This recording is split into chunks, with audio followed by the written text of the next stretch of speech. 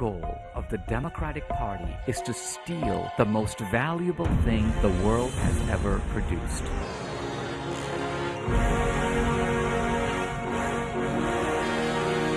What if their plan is to steal America? All right, ladies and gentlemen, joining us right now is the man himself, Dinesh D'Souza, New York Times best-selling author, political commentator, documentarian, and his latest, one of the most successful in history, now available on DVD, Hillary's America, The Secret History of the Democratic Party, also a book by the same name. Dinesh, welcome, sir. Steve, always great to be on the show. Well, you know, let's start with what you said there about stealing America. How does that mesh, if at all, with which I think it's a mistake for Donald Trump to be concentrating on this, but it seems instead of pulling out all the information from the WikiLeaks emails, which are devastating, he's tweeting today about the election's rigged, they're going to steal the election, blah, blah, blah. How does that portion of it mesh in with your overall view on what we just heard you say in Hillary's America? Well, I think what Trump is trying to say, at least if I'm reading him right, is that the degree of media complicity with Hillary. Remember, the media is the filter through which most Americans get their information. And the job of the media is to, be the fourth estate, to apply a kind of critical lens to both candidates so that the American people can decide which they prefer. Now, I think what Trump is saying is that the media is not doing that. These are journalists only in name. We all know that if the New York Times were the only people to see Hillary collapse into that van, that article would not have appeared the following day in the New York Times. So this is a shameless abrogation of duty on the part of the press. And that is what is, quote, rigging the election. It's making it very unfair for Trump to compete when, in a sense, the press, which is supposed to be neutral, is in Hillary's camp. Absolutely. And again, the WikiLeaks emails have confirmed that, have provided evidence as if you needed evidence beyond what your eyes see and your ears hear and what you read every day. But the evidence is there of the working together with the Clinton campaign. But let me talk. I know you had an opportunity. You talked to Donald Trump not too long ago. Tell us what that was about and how it went. Well, I was over at Liberty University a couple of days ago to speak at their convocation, which is, by the way, an amazing event, 12 to 15,000 students in a kind of almost athletic arena. The atmosphere was electric. But I was talking to Jerry Falwell Jr. before the talk about some things that I thought that Trump needs to do in the debate. He's a little bit like a fighter who's behind on points, and it would really help if he could get a knockout. So I told Jerry Falwell Jr., here are a couple ways that Trump could get that knockout. And Falwell just pulls out his cell phone and calls Trump. And then he hands the phone to me. So I got a brief exchange with Trump. And I told Trump, I've got a couple of ideas for you. And Trump said he was super excited. He said he had watched the movie and he loved it. It was an incredible expose, both of Hillary and the Democratic Party. And he asked me to send a couple of questions that he could drop on Hillary on Wednesday. So I'm going to do that. Okay, so this was. Tell me was this before the second debate, or is this now leading into the third debate that you talked to him? Oh no, this was this past Friday. Oh, so okay, great. Prior to the debate coming up on Wednesday. Great. Well, that's going to be very interesting. So he was receptive, and he certainly did well in the second debate. Correct. What kind of tips, if you would tell us? I mean, let me ask you this. Did you think he did well in the second debate, and should he carry that style over into this debate? I think in general, yes. The reason he did well in the second debate is that he was able to go from the concept of, you may say, negligent Hillary to moving toward corrupt Hillary. Once he began to challenge her frontally, notice when Trump started talking about the abuses, the sex abuse of Bill Clinton, when he started talking about Hillary shamelessly defending and chuckling about defending a rapist of an underage girl, suddenly the press wanted to talk about Syria. Suddenly the tape kind of evaporated as the Republicans debate. So Trump, this is the right direction for Trump to go on, but there's a surgical precision that's missing from his attacks that would actually be far more devastating on Hillary. And you did send him a couple of suggested questions for him to bring up at the debate. I'm going to do that today. I've thought of two. I'll just put out one thought that this is not related to the two questions, and that's simply this. I think that Trump has been denying the charges against him, but I think he needs to tell the American people something about himself. I think he needs to say something along the lines of, gee, many people think I'm a millionaire son. I grew up in the best social circles of New York, but that's not really true. I actually grew up on the other side of the tracks. And I grew up with a lot of guys who were kind of rough and that they talked rough. And some of that I rubbed off on me, and it's become part of my personality, and I regret it. And if I'm in the White House, I'm not going to talk like that. Giving people a little bit of a window into his own soul, showing just a hint of self-reflection could be very helpful for Trump on Wednesday. I couldn't agree more. All right, so let me ask you about, and by the way, I don't want to get away from Liberty University just yet. I want to hear about your talk, and I know you talked a lot about Christians, and we have seen vile, vicious attacks in these emails from Podesta and the others in the campaign, Hillary's campaign, talking about causing a revolution within the Catholic Church, mocking evangelicals and Catholics alike. Give me your take on all this.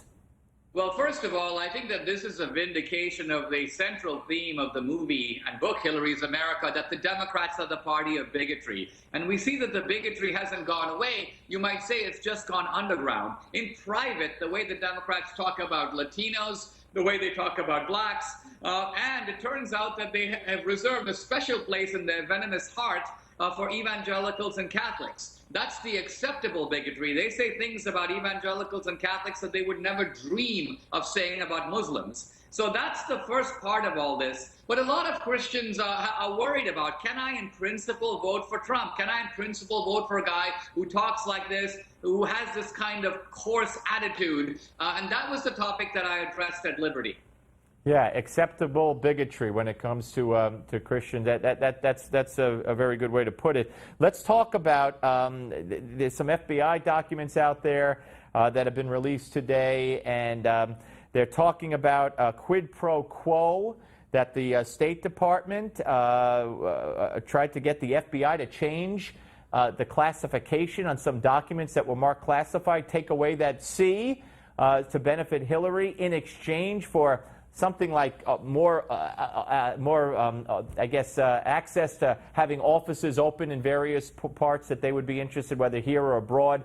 And the FBI denies it, the State Department denies it, but nonetheless, Paul Ryan, who's no conservative in my view, he's saying this really needs to be looked into. He's very troubled by this. There was law breaking here. But is any of this going to matter?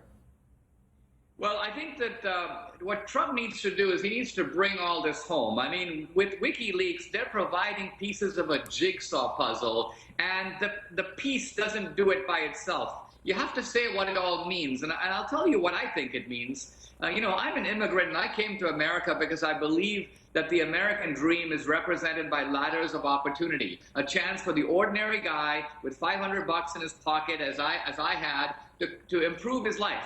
Now, in Hillary's America, the ladders of opportunity are transformed. They're essentially, the way you move up in Hillary's America is you stand in a very, very long line and you basically kiss the ring of each of the Clintons. It's like the opening scene of The Godfather, where the Undertaker has to basically abase himself in front of the Godfather to get favors. That's Hillary's America. It's a gangsterized America, and not one that I think we want to live in. But that's the ultimate meaning of all this stuff, with the collusion with the media, the public and private talk with Wall Street, saying one thing in public, another thing in private, the willingness to bend the law when it suits your purpose, selling foreign policy for money and for grants to the Clinton Foundation. This is all a picture of something that you expect in Mugabe, you'd expect it in Hugo Chavez's Venezuela. We don't want to live in a country run by gangs, including the Clinton gang. Yeah, no, it's so very true. Before we take our break, and then we'll come back and talk some more, talk about the success, the overwhelming success of Hillary's America.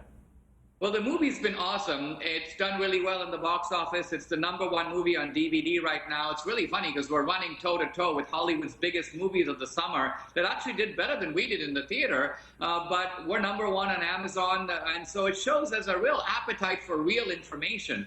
What I feel particularly proud about is that we made a lot of startling claims in the movie and the book, and not a single one of those claims. The left has been thrashing around this movie, trying their very best to refute it. They haven't found a single fact, either in the book or the movie, that has even been shaken, let alone been refuted. It is amazing, and people could get it everywhere, wherever they could get DVDs, or they could go on your site, correct? Absolutely. Hillary's America, themovie.com, that's the website, but it's available in Costco, Target, Walmart, iTunes, all kinds of digital downloads. It's available everywhere. All right, we have a lot more coming up in the next segment with Dinesh D'Souza. We'll also be joined, by David Horowitz, who has a new volume out in his ongoing series exposing the Democratic Party and the liberal philosophy. So a very action-packed and informative segment coming up. More with Dinesh coming right up, right here on Newsmax Television on the Steve Malzberg Show. Don't go away.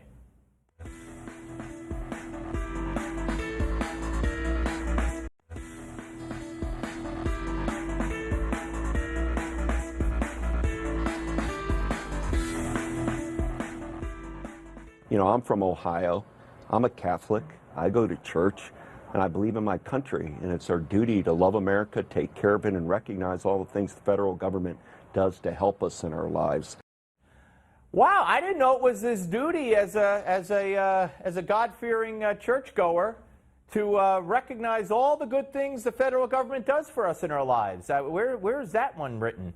We'll get Dinesh D'Souza's opinion on that in a second. He is, of course, a New York Times best-selling author, political commentator, documentarian, and his latest film now available on DVD, as we mentioned in the previous segment with Dinesh, Hillary's America, The Secret History of the Democratic Party. So what do you... You know, to me, I was always friendly with Douglas Brinkley, presidential historian, but especially in this election cycle, he has done nothing but blast Trump. And in this little statement that he made there, I was really taken aback how you include loving America and loving our country and praising our country with the duty to praise all the good things the federal government does for us. What? It sounds like he's been indoctrinated.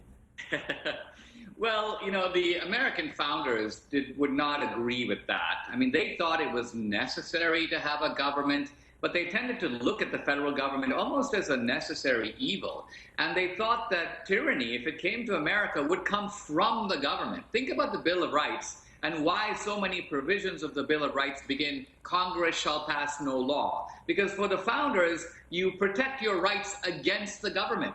The government is the threat to your rights, and they worried about tyranny of the majority, essentially the majority of people banding together to take away the rights and property and wealth of the minority. So Doug knows all this, which is why it surprises me to hear him say that. But I think what's happening in academia and so on, Trump is seen as so beyond the pale within the cultural elite of academia, Hollywood, and the media, that even guys who normally have a certain sense of critical objectivity seem to be losing it this time around. All right, I want to go back to what you were talking about, speaking at Liberty University, you know, there are a lot of people who ask the question. They say, okay, I'm a principled, conservative, Christian.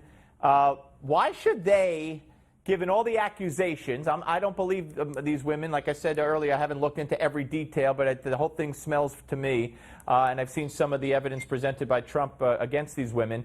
Well, why should, you know, evangelicals or principled conservatives or principled Christian, why should they feel comfortable voting for Donald Trump in your view? Well, this was the question I framed directly because there were students in that Liberty audience who felt exactly that way, that they're just not going to vote because it's a pox in both your houses, and they don't like Hillary, but they don't like Trump either. And the point I wanted to make to them was that part of learning, part of education is recognizing that we live in a flawed world.